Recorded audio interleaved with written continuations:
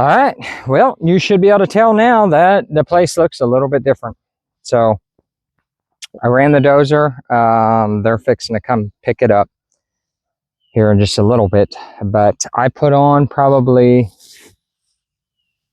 I think I put 11 hours on the dozer. It's an 8-hour rental, so I'll have to pay for a little bit extra.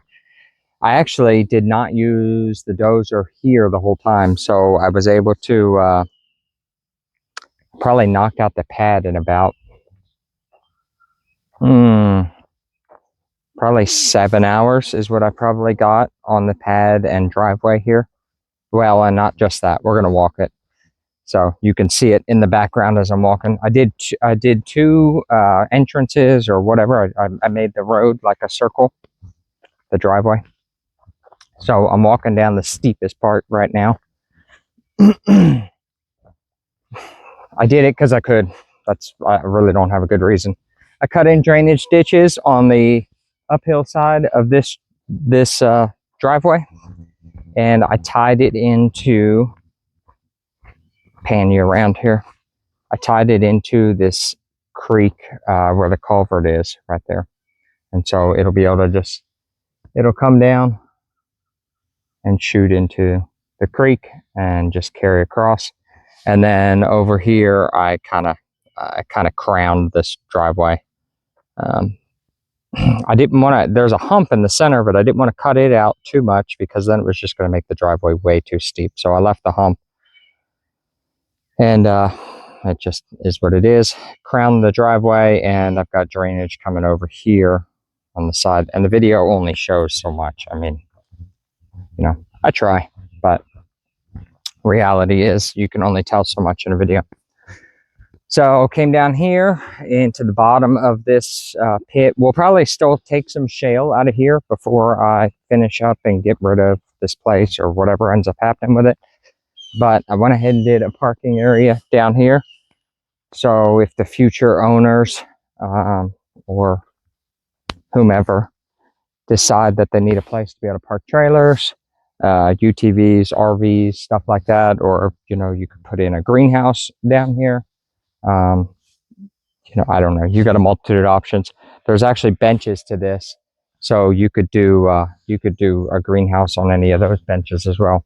I got some ideas for this as I was working the dozer yesterday, just kind of thinking about how I wanted to do this and how off-grid and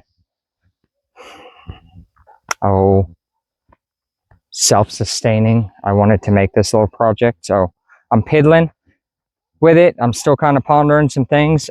You're welcome to drop some comments or thoughts down below. I'd like to hear them. I'm going up the second driveway now, or whatever, the second half of this circle. Be curious to see what others are thinking. It is going to be totally off-grid. The electric was going to be astronomical to bring in my humble opinion, for what I can do solar for. If somebody else just ends up with it, then we will, you know, we can always bring in electric, or they can always bring in electric at a later time if that's what they decide. But so it's going to be totally off-grid, solar generator. At the moment, I'm torn between whether I'm going to go with the Anchor or the Jackery. Blue Eddy's 240 volt unit is pretty new, and so I'm not sure. I've had good experience with the Blue Eddy in the past, but I've also had good experience with Jackery. So I'm leaning more towards Jackery. It's a scalable unit, so you can add more battery bank to it.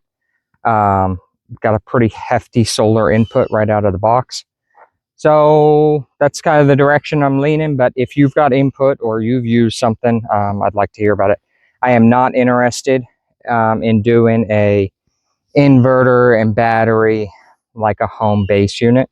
I'd rather have this be a portable unit that you can either have here at the cabin, or you can unplug, throw in the back of the truck and go to a job site, or you could unplug and throw in an RV and be able to power it off grid. So that's the direction I'm leaning. It'll be an all-in-one unit. There are a multitude of units available. I am looking for only the 240 volt units. So I don't want to have to buy 2 units to put out 240. Jackery puts out 240 in a 30 amp. It's a 50 amp looking plug, but they only put out 30 amps of 240.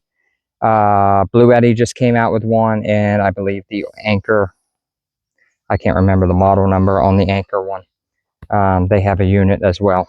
So those are what I'm looking at. This will be rainwater catchment, like I do, and like you've seen in most of the other videos. A little septic system off to the side. Let's see what else. I'll probably do a mini split. I'm torn. I've seen some really good reviews on the window units. I'm just not sure whether that's the route I want to go or not. I'll probably do a mini split. And then propane backup heat or primary heat. Propane and propane appliances, so hot water heater, stove will all be propane. Electric, the fridge, I will probably leave that as electric. I probably won't go to a propane fridge because of the expense of them. But here's the pad. I haven't walked it out. I couldn't tell you how many square feet it is at the moment. Haven't used the reel. I just kind of went through and got all that I could out of it. So the way it is right now, you can come up the steeper driveway, and you can cut over to the less steep driveway or vice versa.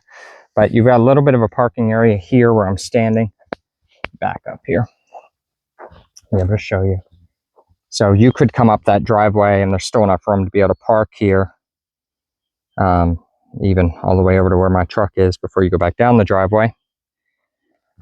And over here will be the house. And then over on this back side is where I will have my water catchment tank, and the pressure tank, and all of that will be set up, the pump house. And then the septic system will go over there as well. And then, yeah, I don't know. Like I said, I've been pondering some ideas on how self-sustaining I want to build this out to be. I'm not going to share those ideas yet. You know, whether I want to make it turnkey or whether I just want to leave it to be that somebody else does that. I kind of enjoy the stuff. Not kind of. I do enjoy the stuff. So I don't know. There's no telling where I decide to stop with it. I've looked at maybe. Oops, sorry, about dropped the phone there. I looked at maybe doing a steep set of stairs here, kind of like cut into the hillside, fabricated, not out of dirt, and doing like a coffee deck up there, because the view in just that 8 feet or whatever, it's more than 8 feet, but whatever, the view up there is a lot better. It's not bad here at all. And in fact, let me zoom in a little bit here. It's got a pretty nice view right here, man. So kind of what I'm shooting for. So, all right, pads prepped, driveways prepped, fixing to unload the excavator. I am going to lay out the cabin dimensions, which will be about 28 feet deep, counting the deck. And it'll be 24 foot wide. So just kind of got to lay out some things and see how I want to do that. Play around with it, and which will be a lot of like me going back and forth, driving stakes in the ground, pulling them back up, and doing that. But you only get to lay it out once, and that's how it goes. All right, guys. Well, we will catch you all in the next video. Thank you very much for tuning in. Stay tuned for the journey. If this stuff interests you, go ahead and hit that like and subscribe button, please. If you got a comment or a thought or idea on how to do this, or something to add or something to consider, please leave it down below. All right, guys. We'll catch y'all next time. Mountain Wizard out. See ya.